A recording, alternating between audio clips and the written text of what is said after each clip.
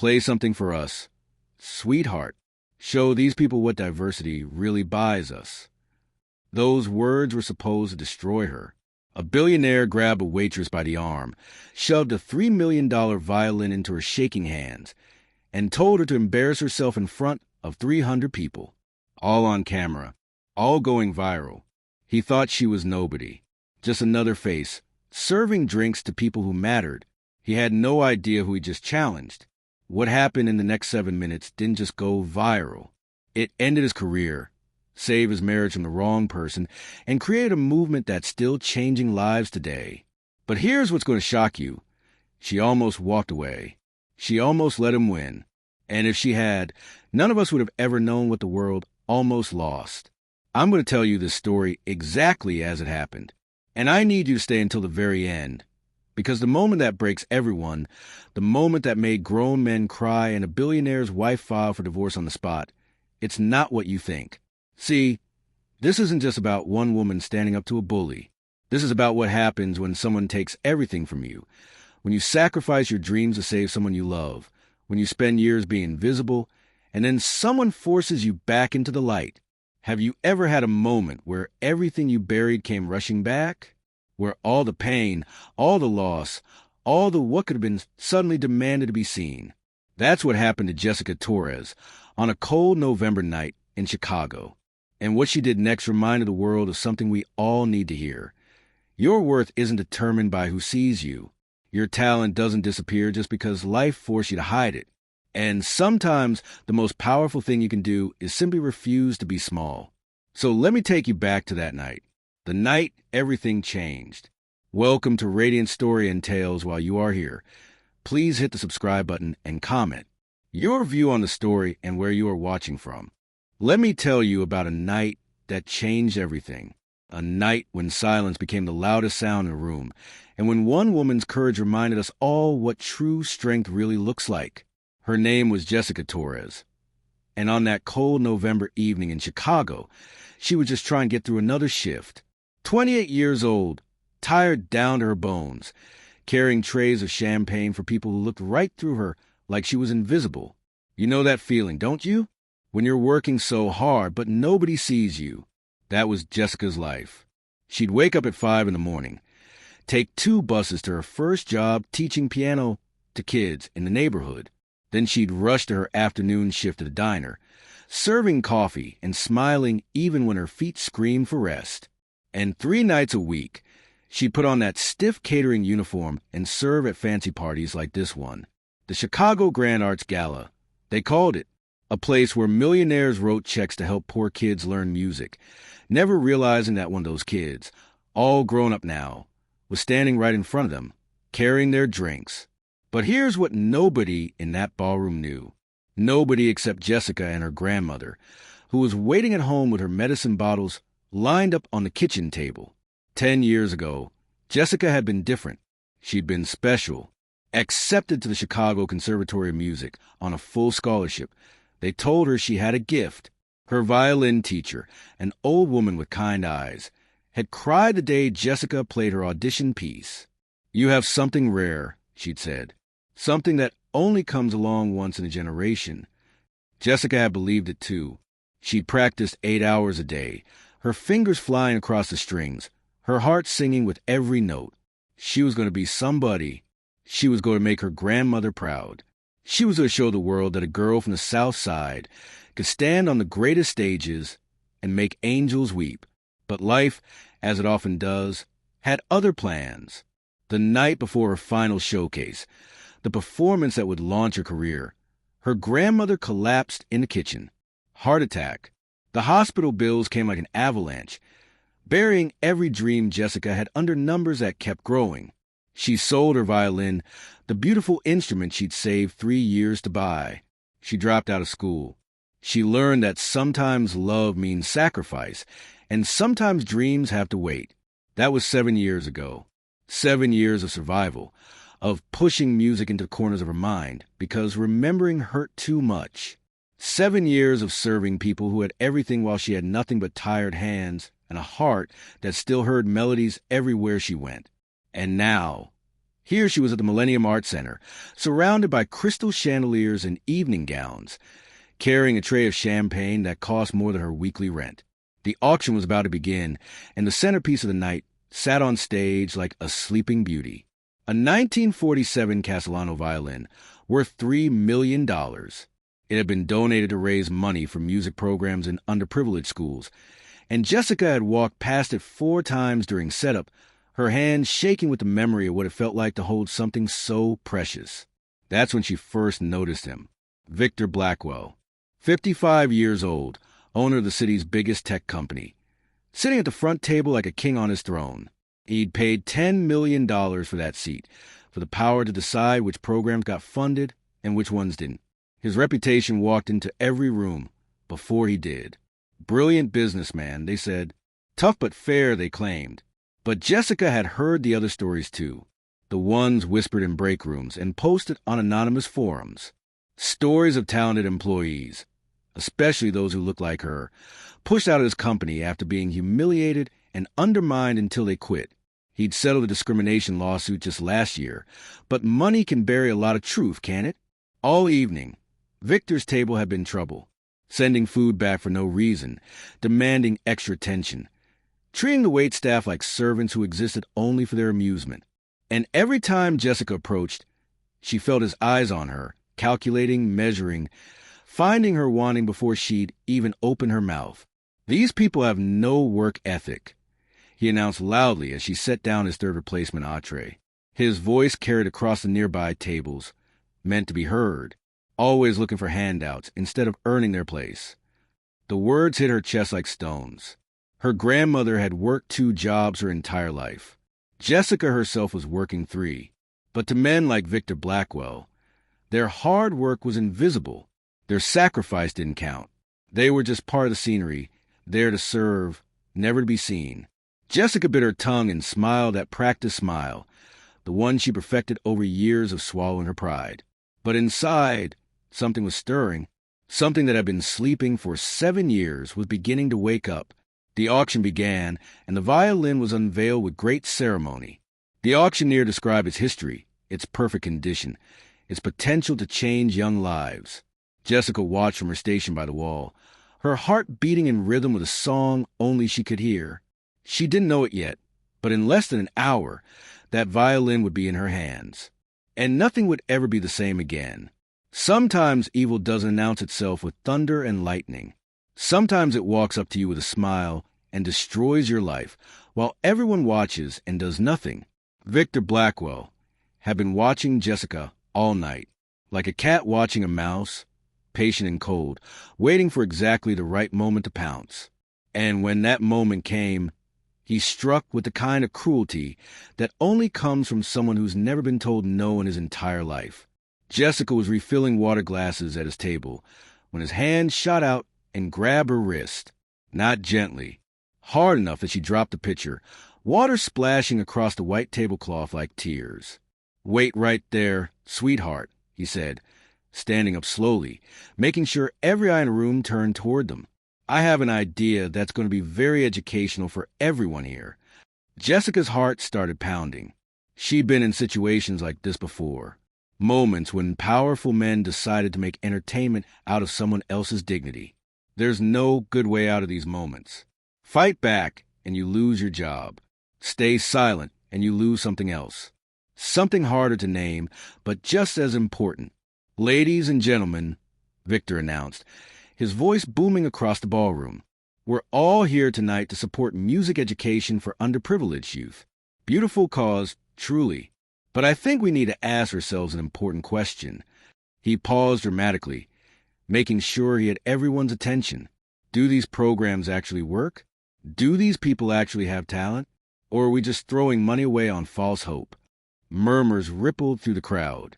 Some people looked uncomfortable, but nobody spoke up. Nobody ever speaks up, do they? Not when it might cost them something. Victor's grip tightened on Jessica's wrist as he pulled her toward the stage. "Since we have someone here who's supposedly from these communities we're trying to help, why don't we put our charity to the test?"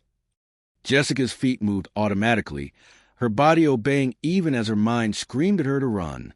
But where could she run to? This was her job. These were the people who paid her bills. One complaint from Victor Blackwell, and she'd never work a catering event in the city again. They reached the stage, and Victor gestured grandly toward the violin resting in its velvet-lined case. "Here's the deal, everyone. I'll double my donation, $20 million, if this young lady can play one classical piece without embarrassing herself." The crowd buzzed with excitement. Phones came out of purses and pockets. This was going to be viral content. Something to share at brunch tomorrow, a story to tell at the next party. But Victor wasn't finished. He leaned close to Jessica, his breath hot against her ear, his words quiet enough that only she could hear. "When you fail up here, and we both know you will, I want you to remember that you asked for this. You people always do, always demanding equality you haven't earned." Jessica stood frozen in the spotlight, her catering uniform wrinkled where his fingers had grabbed her. The violin sat before her like a test she hadn't studied for, a question she couldn't answer. Her hands were shaking so badly she could barely feel them. "Go ahead," Victor said, stepping back with theatrical bow. "Show us what all those diversity programs have produced. I'm sure it'll be very enlightening." The ballroom fell silent. 300 people, 300 pairs of eyes, 300 phones recording, all waiting for her to fail. This was the moment Victor had created, the trap he'd set, public humiliation designed to prove his point, to show everyone that people like Jessica didn't belong in places like this. And here's the terrible truth that nobody talks about. Jessica could have walked away. She could have set that violin down and left the stage, and nobody would have blamed her. In fact, that's what Victor expected. That's what he wanted. Her surrender would have been its own kind of proof, wouldn't it?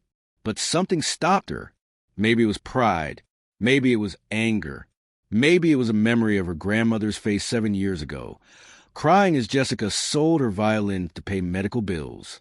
Maybe it was all those young students she taught in the morning, kids who believed that music could save them because she told them it could. Or maybe it was simpler than that. Maybe she was just tired of being invisible, tired of being looked through, talked over, dismissed before she'd even open her mouth, tired of men like Victor Blackwell deciding who deserved to be heard. "I'll play," she said quietly. And even though her voice shook, even though her hands trembled, those 2 words changed everything. Victor's smile widened. He thought he'd won. He settled into a front row seat like a man about to watch his favorite show. The audience leaned forward, eager for the spectacle. The phones kept recording, capturing every second of what they thought would be a beautiful woman's destruction. But as Jessica lifted that $3 million violin from its case, as she felt the weight of it in her hands for the first time in 7 years, something happened that nobody expected.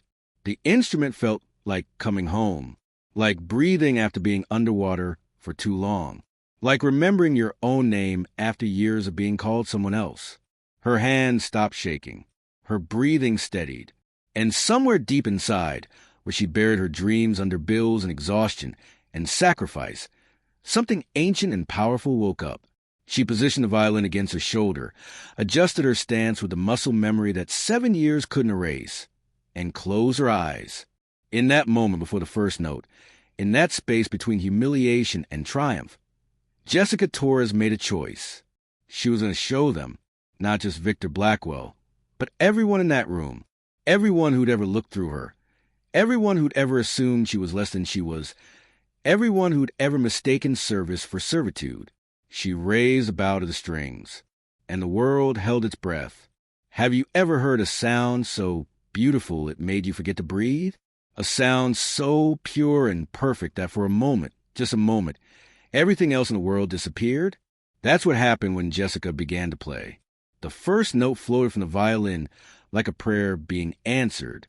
It hung in the air of the Millennium Art Center, clear and crystalline, silencing every cruel laugh, every whispered joke, every assumption that had been made about who she was and what she could do. Then came the second note, and the third. And suddenly, it wasn't just music anymore. It was magic. She was playing Bach, the same piece she performed for her audition 10 years ago, the piece that had made her teacher cry. Her fingers moved across the strings with impossible precision, Each note exactly where it belonged. Each phrase shaped with the kind of understanding that can't be taught, only felt.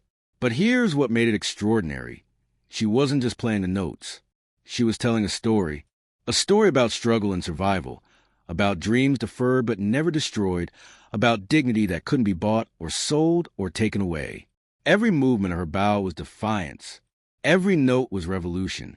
The audience sat in stunned silence. Phones that had been raised to record humiliation now captured something else entirely, something none of them had expected to witness. Victor Blackwell's smug expression crumbled within the first 30 seconds. You could see it happening in real time, the realization dawning that he'd made a terrible mistake.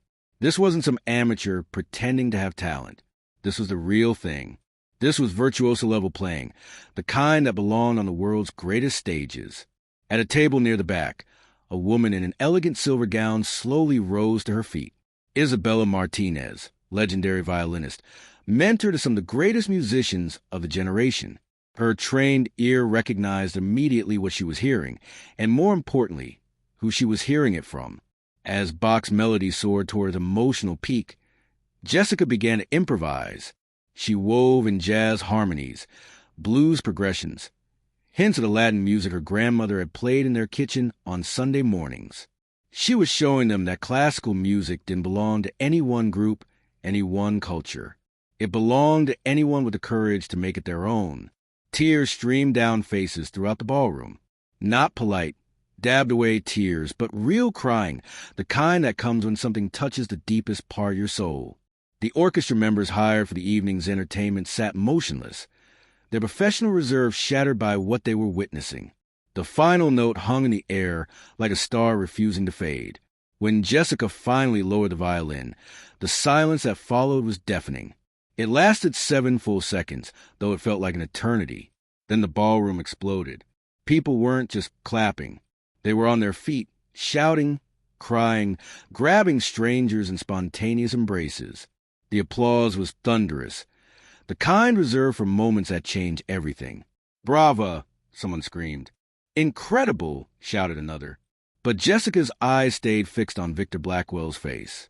She watched him struggle to process what had just happened, watched him search desperately for some way to diminish what couldn't be diminished, some way to regain control of a situation that had slipped entirely from his grasp. He stood slowly, his face red, his jaw tight.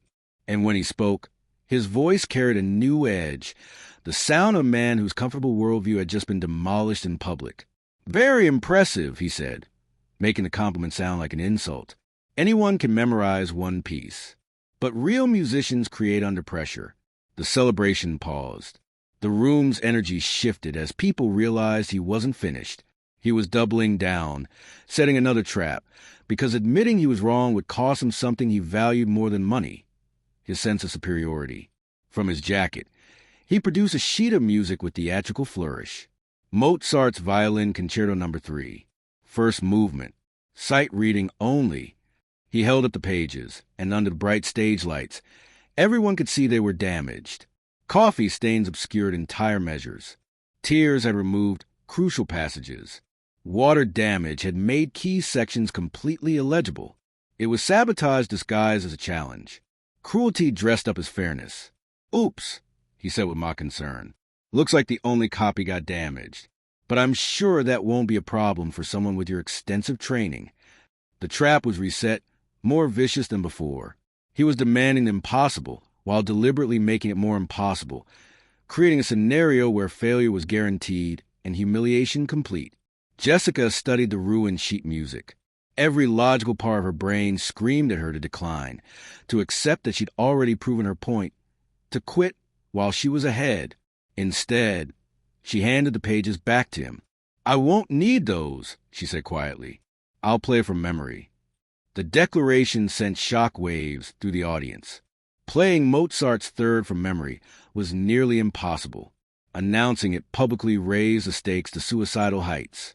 One forgotten measure, one missed note, and her earlier triumph would be erased by this spectacular failure.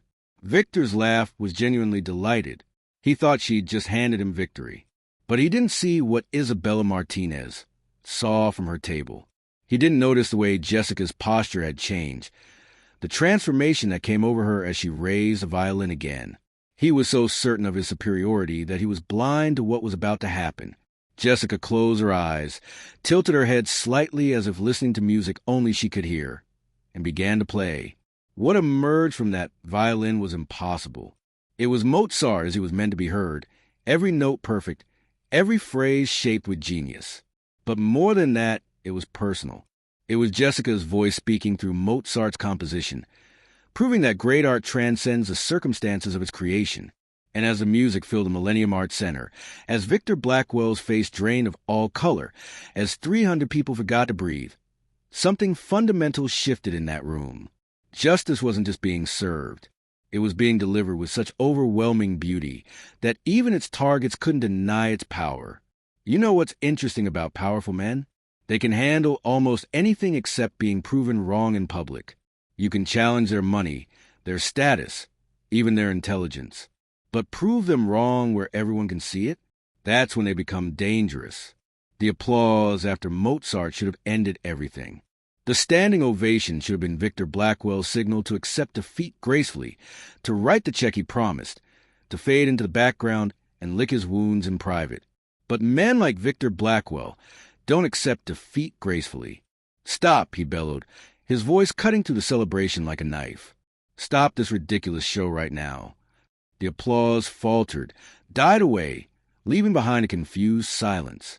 Victor stormed across the stage toward Jessica, his face purple with rage, his carefully maintained composure finally cracking under the weight of his humiliation. "You think I'm stupid?" he snarled, jabbing his finger inches from her face. "You think any of us are stupid? This was planned from the beginning. You obviously memorized this music weeks ago. Probably been practicing for months, waiting for exactly this moment to pull off your little victim act." He spun to face the audience, his voice rising to a roar. "Look at her. Look at those hands. Those aren't Waitress hands. This woman has been lying to all of us, playing some pathetic con game designed to make us feel guilty for our success." And here's where it got really ugly. Because Victor Blackwell knew exactly how to plant doubt, how to turn triumph into suspicion, how to make people question what they'd just witnessed with their own eyes and ears. "This is what we're dealing with," he continued, his voice dropping to a venomous whisper that the microphones picked up perfectly. "Professional victims. They study us, learn our weaknesses, then exploit our guilt for their own gain. This whole performance was designed to manipulate you, to make you feel bad about being successful." Murmurs of uncertainty began to spread through the crowd. Some people shifted uncomfortably, their earlier wonder now tainted by calculated doubt. Social media began to fracture in real time. The hashtags that had celebrated Jessica moments before now battled with new ones. Hashtag setupjob, hashtag professional victim, hashtag where did she come from? From the back of the ballroom, a man in a server's uniform appeared, his face pale with panic. Dennis Wright managed a catering company, and his entire livelihood depended on maintaining good relationships with Chicago's elite. Seeing his employee at the center of this explosive confrontation was his worst nightmare. "Miss Torres," he called out, his voice carrying authority born from crisis management, "please step away from the instrument and return to work immediately." The words landed like physical blows. Jessica stood there, still holding the violin, caught between the transcendent moment she just created and the brutal reality of her economic vulnerability. One phone call from Victor Blackwell could destroy not just her job, but Dennis's entire business. "That's right," Victor said, sensing victory. "Back to where you belong. Back to serving people who actually contribute to society." But then he delivered his cruelest blow yet. He leaned toward the microphone, ensuring every word would be captured for the videos already spreading across the internet. "You know what the real tragedy is?" he said, his voice dripping with false sympathy. "There are probably dozens of actually talented musicians, real musicians from good families with proper training, who will never get opportunities because spots are being handed out to diversity cases like this." The accusation hung in the air like poison. He was suggesting that Jessica's very existence was theft, that any success she achieved came at someone else's expense. It was racism dressed up as concern for fairness, and his crowd understood the code perfectly. Jessica stood frozen, the violin suddenly feeling impossibly heavy in her shaking hands. The choice before her was stark and terrible. Retreat now and preserve what little security she had, or fight back and risk losing everything. Victor smiled as he watched her struggle, certain he'd finally broken her spirit. The ballroom held its breath, waiting to see which way she would fall. And that's when Isabella Martinez stood up. "That's enough," the legendary violinist said, her voice cutting to the toxic air with the authority of someone who'd spent 50 years commanding the world's greatest concert halls.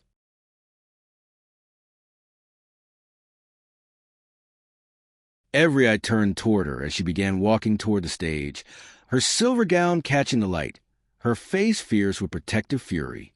"I know world-class playing when I hear it," Isabella announced, her Spanish accent making every word sound like a judgment from on high. And what we just witnessed was extraordinary by any standard. Victor's confidence faltered as recognition rippled through the crowd. This wasn't some bleeding heart liberal. This was a musical legend whose opinion could launch careers or end them with a single word. Furthermore, Isabella continued, reaching the stage with measured steps, "I know this young woman personally. Jessica Torres was one of my students at the Chicago Conservatory from 2015 to 2018. Full scholarship, top of her class. I wrote her recommendation letters myself." The revelation hit the ballroom like a thunderclap. Victor's carefully constructed narrative crumbled in real time. Isabella pulled out her phone, swiping through photos with the ease of a grandmother showing family pictures. Here she is at her junior recital. Here's her acceptance letter to the Berlin Philharmonic's Young Artist Program, dated April 2018. She held up the phone for the cameras to see. The program she mentioned was legendary. Only 5 violinists worldwide were selected each year. She declined the position, Isabella continued, her voice carrying both pride and sadness, because her grandmother needed emergency heart surgery, and the family couldn't afford both the medical bills and her living expenses in Europe. The human story behind Jessica's absence from the classical music world began to crystallize for the audience. This wasn't failure. This was sacrifice of the highest order. More voices joined the chorus of recognition. Dr. Thomas Green, principal violinist with Chicago Symphony, stood at his table. I remember her. We were going to offer her a fellowship. A music critic for the Chicago Tribune held up her phone. "My followers are sending me performance videos of Jessica from her conservatory days." She was already being compared to the greats before she was 25. The social media tide was turning rapidly. Hashtag Jessica Torres began trending alongside hashtag Chicago Genius and hashtag Classical Prodigy. But the most devastating blow came from an unexpected source. Victor's own wife. Caroline Blackwell stood slowly, her face pale but determined. In her hands, she held her phone, displaying a charity organization's website. "Victor," she said, her voice carrying across the silent ballroom. "The Harmony Initiative. The charity I've been running for 6 years. The one that provides instruments to underprivileged children." She paused, letting the weight of her next word settle. "Jessica has been volunteering with us for 3 years, teaching violin to kids on the South Side, for free." The final piece of Victor's narrative collapsed. Not only was Jessica legitimately trained and extraordinarily talented, but she'd been giving back to her community even while struggling to survive herself. Isabella stepped closer to Jessica, placing a protective hand on her former student's shoulder. "What you've witnessed tonight isn't a scam," she declared, her voice ringing with finality. "It's what happens when privilege tries to crush excellence, and excellence refuses to be silenced." The ballroom erupted again, but this time the applause carried a different energy. Not just appreciation for musical beauty, but recognition of justice being served. Victor stood alone, his empire of assumptions crumbling around him as 300 phones captured his moment of complete defeat. But he wasn't finished. Not yet. Let me tell you about the moment when everything comes together, when all the pain, all the sacrifice, all the years of being invisible suddenly make sense. Victor Blackwell was a cornered animal now, and cornered animals are most dangerous when they have nothing left to lose. His face cycled through rage, humiliation, and finally settled on cold calculation. He was going to burn everything down rather than accept defeat. "This is all very touching," he said, his voice dropping to a dangerous whisper. But if she's really as good as you all claim, then let's put it to the ultimate test. He gestured toward the back of the ballroom where the evening's scheduled orchestra waited. 12 world-class musicians who'd watched the entire drama unfold with professional fascination. Beethoven's Violin Concerto in D major, Victor announced. Full orchestral accompaniment. No sheet music. No preparation.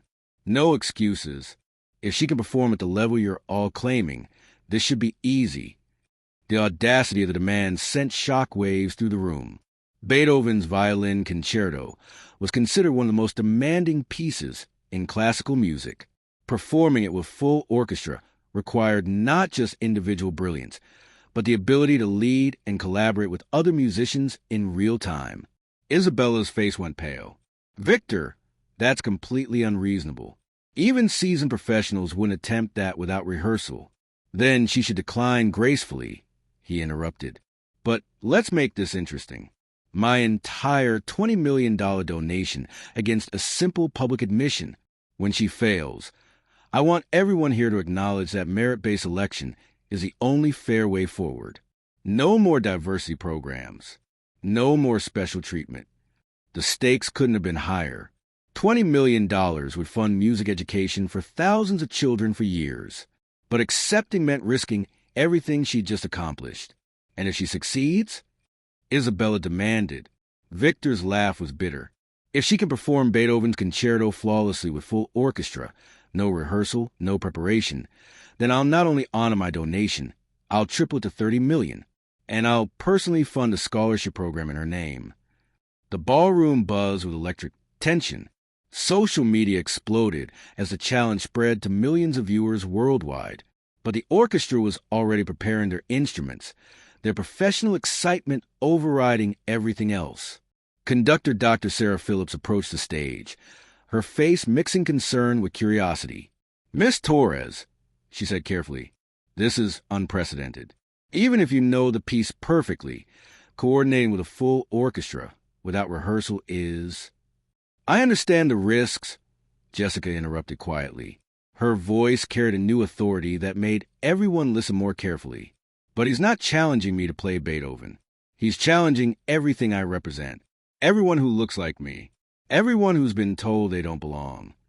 She turned to face Victor directly. You want to make this about more than music? Fine. But when I succeed, not if, when you're going to do more than write a check. You're going to sit in that front row and listen while I prove that excellence doesn't have a color, doesn't have a zip code, and doesn't need your permission to exist. The silence that fell was absolute. Victor settled into his front row seat, certain he created an impossible scenario. Jessica raised her violin, nodded to Dr. Phillips, and prepared to change the world. What happened next transcended every definition of performance and entered the realm of pure magic. The opening orchestral introduction began with professional precision, but when Jessica's violin joined conversation, something extraordinary occurred. She didn't just play with the orchestra. She transformed them. Every phrase she shaped influenced their dynamics. Every breath she took guided their tempo. Every emotional nuance she expressed elevated their collective performance. Beethoven's concerto became more than music. It became a dialogue between centuries of human struggle and triumph. Jessica found every hidden voice in the composition, every moment where the composer had embedded his own battles. She played not just the notes, but the story behind them. The technical demands that should have been impossible became effortless. The notorious passages that challenged even veterans flowed like natural speech. She was operating beyond technique now, in that space where music and spirit merged. Victor's face told the story of a man watching his entire worldview collapse. The orchestra members themselves were transformed. Musicians who performed with the world's greatest found themselves pushed to new heights by Jessica's leadership. Social media became a global phenomenon. Hashtag Jessica Torres trended in 15 languages. The Vienna Philharmonic's official account posted, "The invitation remains open, always." But the most profound transformation was happening in the audience itself. Every person in that ballroom was being forced to confront their assumptions about talent, about worthiness, about who deserved to be heard. As the concerto moved toward its finale, Jessica's playing reached heights that seemed to bend reality. The final chord rang through the Millennium Art Center with the force of a revolution completed. The silence that followed lasted 12 seconds. Then came the explosion. Not just applause, but a sonic eruption that shook the building. People were weeping, shouting, grabbing strangers. The orchestra members stood and applauded, their professional reserve shattered. Victor sat frozen. Defeat so complete it bordered on existential. But Caroline Blackwell approached the seat, carrying divorce papers she'd apparently been contemplating for months.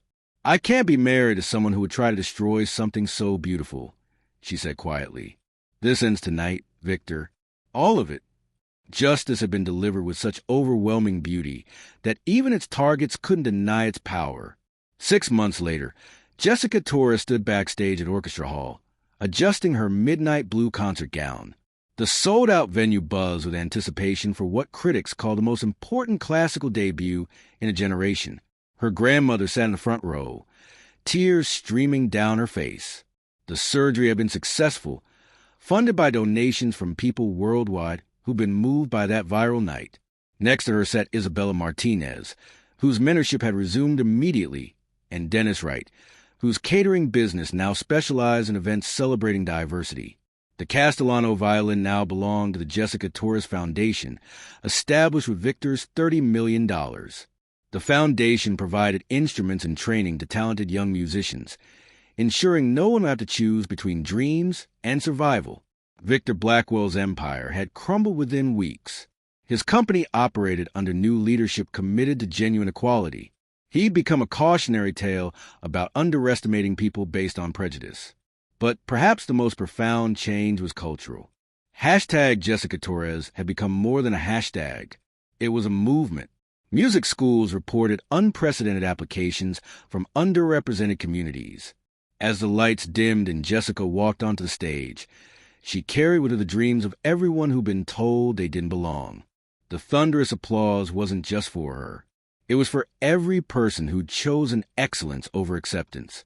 She raised her violin, found her center in the expectant silence, and prepared to remind the world that true talent recognizes no boundaries. Sometimes the most powerful response to prejudice isn't anger. It's excellence. And excellence, once unleashed, can never be silenced again. What would you have done in Jessica's position? Share your thoughts in the comments below. And if this story moved you, pass it on to someone who needs to remember that their talents matter.